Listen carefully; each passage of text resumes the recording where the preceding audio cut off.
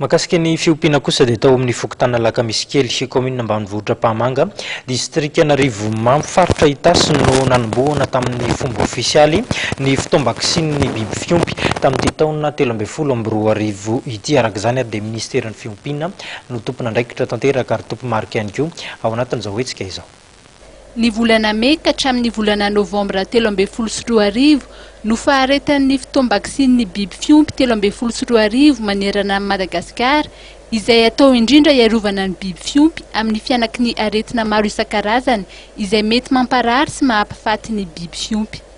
Nosafidiana manokana ny fokontan'Alakamisikely ao amin'ny kaominina Ampahimanga no izy nahatanteraka hatrany 100 isan-jato ny fanaovam-bakisiny ny biby fiompy ka ho taratry ny mpiompy malagasy rehetra satria izay no ahafahana manatsara sy mampivoatra ny fiompiana eto Madagasikara.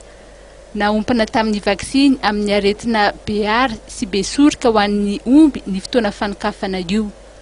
Ho an'ny ramatoa Iantarandriamandrato, ministry ny fiompiana izay niamivantana ity fanokafana tamin'ny fomba ofisialy ny fotoam-bakisiny ny biby fiompy ity ny alakamisy lasa teo,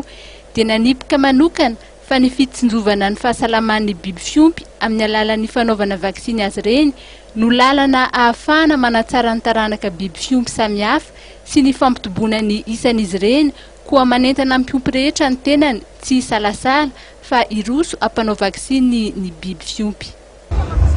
Araka ny politika ny ministeran'ity fiompiana izay tariana ity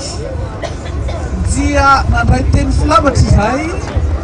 amin'ilay hoe ny omby mamindra vaovao asa amin'ny tany. Aiza tokoa moa no misy toerana ka tsy ilana omby,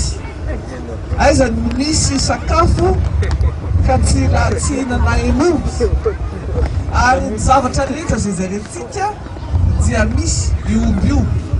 Nandritra izany koa no nanambaran'ny ministry ny fiompiana fa tsy misy fisondrotany ny vidy bakisiny amin'ity taona 2012 ity, araka ny tony-mariky ny imivavety, fohy be mpamokatra vakisiny ny biby fiompy eto Madagasikara mba ahafahana mitsinjo ny mpiompy malagasy, ary tetina ankilan'izay dia nanome toromarika ny ministra ny mba hivondrona ny mpiompy malagasy mba ahafahan'izy ireo mandrindra ny fiadiana amin'ny tsy fandriam-pahalemana ohatra.